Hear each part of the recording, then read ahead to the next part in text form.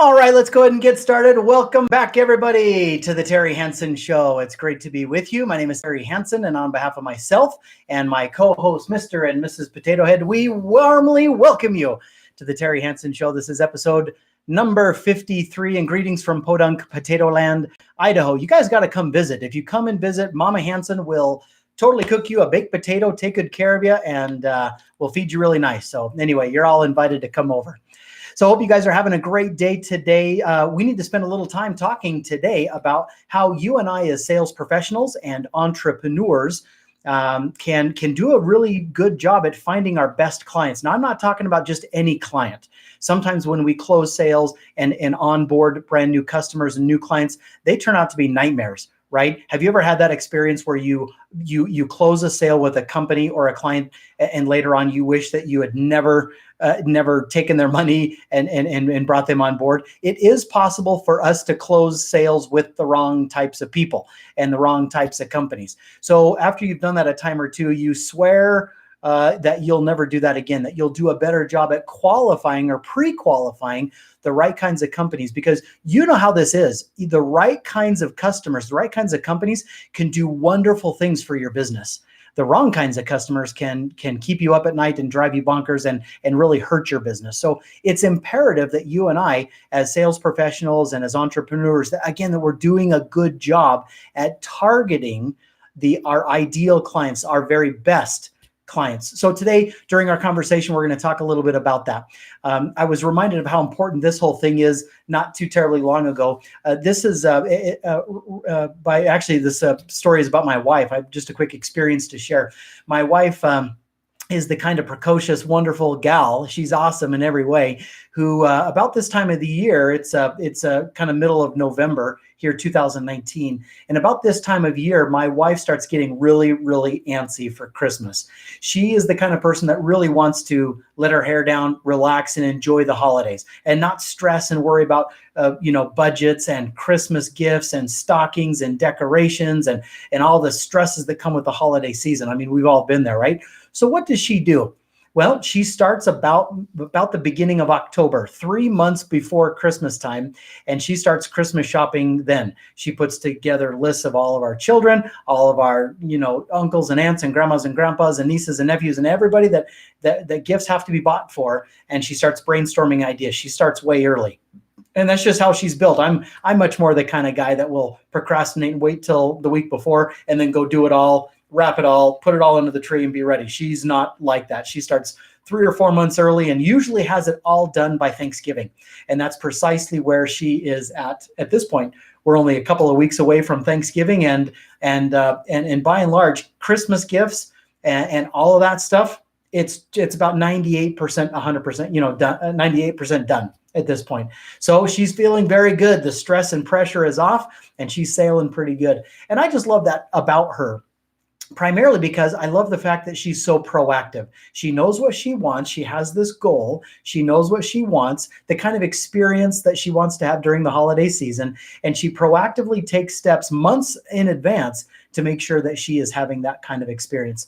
And as entrepreneurs and salespeople, I think there's a lesson to be learned. The lesson is this: if we want a certain outcome, in this case, a type of customer, then we've got to take proactive steps to go target and find those kinds of individuals.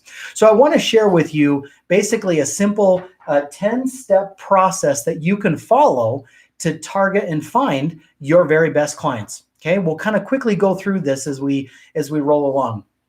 All right, so if you don't have something to take notes with, then let me invite you to quickly grab something to write notes with or take some notes on and follow along here. Okay, very good. So step number 1 in the process of targeting and finding your best clients to work with is this. Number 1, make the commitment to grow your business each day through little actions done consistently. We don't need to worry about taking massively big actions or waiting for a perfect time to go find new business for our company. We are much better doing small little things each and every single day, consistently over the days, weeks, and months. And that cumulative effect will do more for us than rather than if we spend all day, like once a month, just crushing it at a trade show or doing something like that. But just simply make the commitment to that action. Okay, so that's number one. Number two step is be honest and deal with any sort of fears and insecurities or mental stories that might be holding you back. As we've talked about, this is not a new issue for us, but we've talked a lot about mental stories, belief patterns, our limiting beliefs, and our fears and insecurities that might hold us back and cause us not to go out and generate new business for our companies and just hold on tight to our existing customers because that's what we know and where we're comfortable. We've got to deal with those and make ourselves take those steps and actions to go out and build new business. Okay, so the third step that we need to focus on is once we've done those first two ones, make the commitment and deal with any fears that are holding us back. Then step number three is we need to start segmenting and dividing our existing customers into three buckets. Bucket number one is our very best top shelf, top tier customers, our best customers, right? Bucket number two is our second best customers, second best. And third is obviously third best. Now, where best means usually opportunities for growth potential, right? And so step number four is once we've got our customers segmented into those three buckets, step number four is we need to look at that very first bucket, our very best customers, and identify the common characteristics and qualities that they have. What industry are they in? What size are they? How many employees how much revenue do they generate? What are the common issues and challenges and problems that they're dealing with? How do they operate their business? Geographically, where are they located? Again, what industries are they in? We're trying to find commonalities between those top companies there. What characteristics do they have in common? And the reason why we are doing this is we are working to step 5 now, build a customer avatar, build an avatar or a profile or a kind of an image of who our ideal client is. We've got to have a template. We've got to have a profile. We've got to have an image or an avatar of what an ideal client looks like.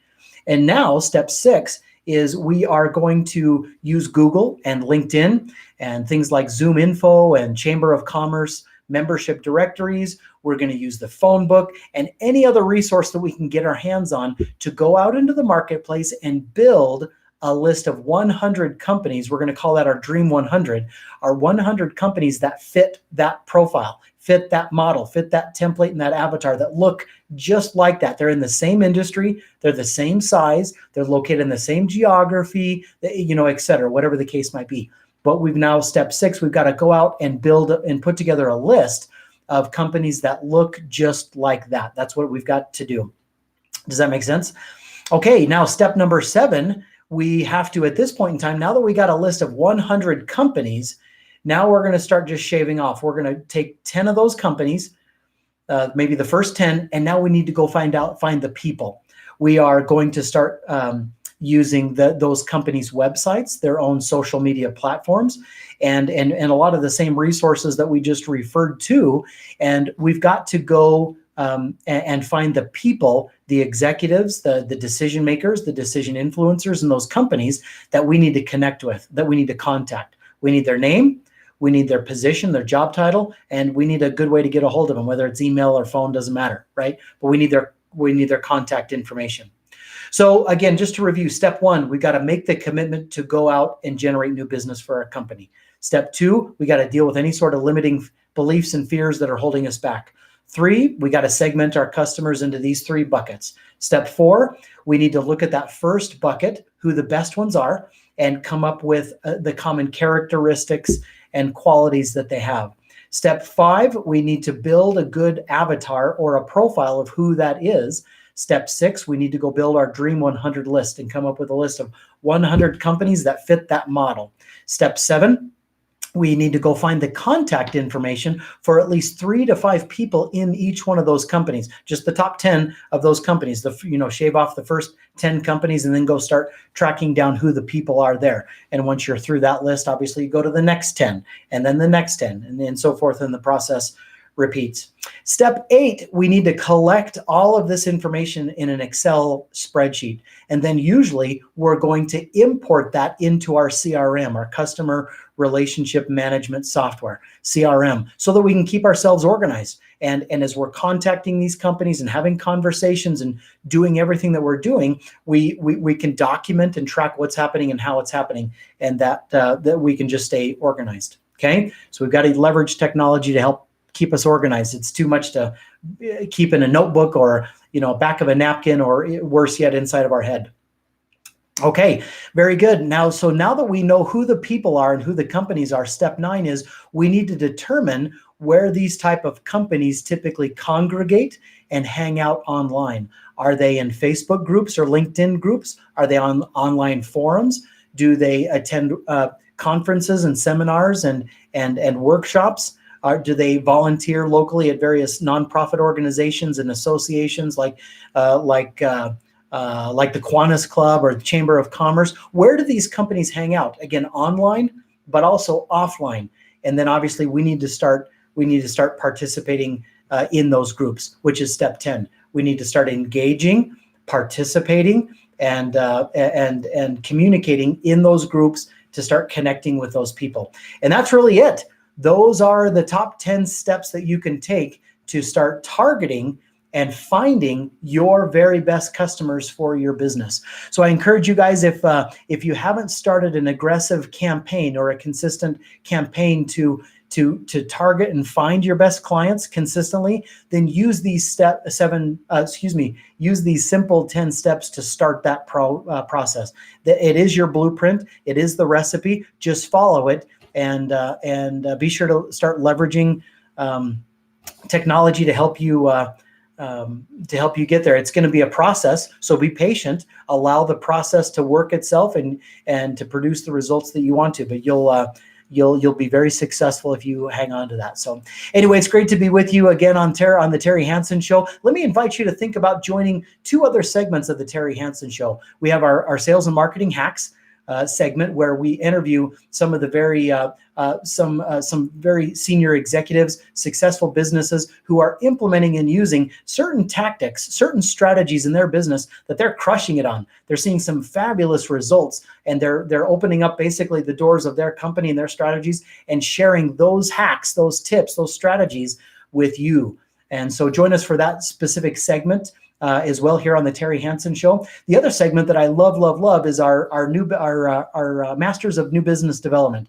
And here's where we interview experts on what they are doing to generate new business for their company. So be sure to check those out. And as always, I want to invite you to join us this week for a special online sales training workshop titled How to Boost Your Sales and Build a 6-Figure Sales Income, even if you're new to selling or are a terrible closer. Register now at salespitchmastery.com/register, or you can just click the link below and join us for that. During that training, I'll share with you 3 secrets that you can use to build a good, solid 6-figure income as a sales professional or as an entrepreneur. It's great to be with you. Keep up the good work. Have a wonderful rest of your day. And I look forward to being back with you once again on the next episode of the Terry Hansen Show. Take good care. Bye-bye.